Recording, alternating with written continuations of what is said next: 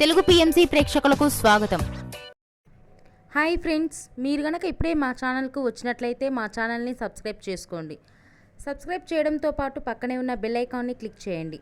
కీర్తి సురేష్ పరిచయం అక్కర్లేని పేరు. తన అద్భుతమైన నటనతో హీరోయిన్గా కొనసాగుతుంది.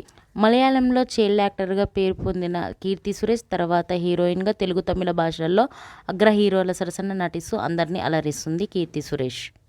తాజాగా కీర్తి సురేష్ తన లేటెస్ట్ ఫొటోస్ని అభిమానులతో పంచుకుంది. ఆ ఫొటోస్ని మనం కూడా చూసేద్దాం.